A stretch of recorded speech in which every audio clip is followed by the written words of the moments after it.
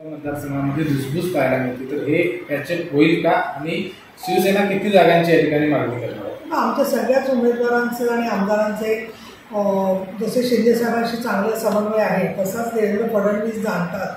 त्यावेळेला सुद्धा आमचे 5 आमदार शिवसेनेचे कोल्हापूर जिल्ह्यामध्ये होते. त्याच्यामध्ये सुद्धा फडणवीस साहेबांना पाठिंबा दिल्यावरती त्यांना मुख्यमंत्री होण्यात सुद्धा आमचा सहभाग मोठ्या प्रमाणात राहिलेला आहे. पण त्यावेळी धुसफूस म्हणण्यापेक्षा प्रत्येकाची आकांक्षा योग्य आहे.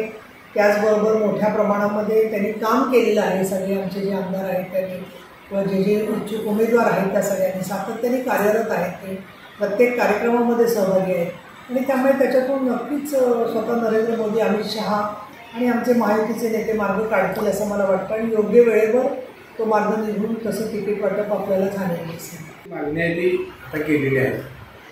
न्याय जे आहे ते अनेक प्रकारचा न्याय असतो. एक कोर्टामधला न्याय असतो ज्याच्याबद्दल मी महिलांच्यावर होणाऱ्या अन्यायाच्या संदर्भात बोललेली आहे आणि न्यायदेवता जी असते ती सगळं पाहू शकली नाही तरी ऐकत असते आणि सगळं समजून घेत असते.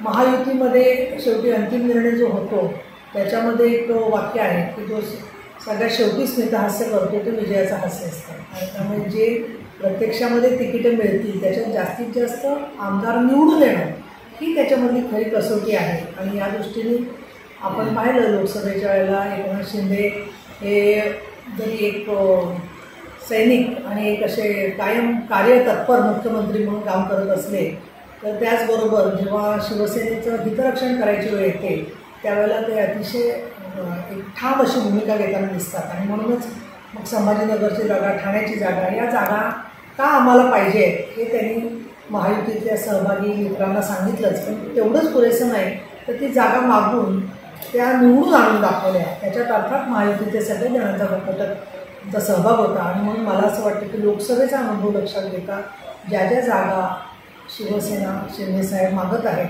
त्या जर का मिळाल्या तर आमचा स्ट्राईक रेट जास्त असल्यामुळे नक्कीच महायुतीच्या विजयामध्ये सिंहाचा वाटा शिवसेनेचा असेल.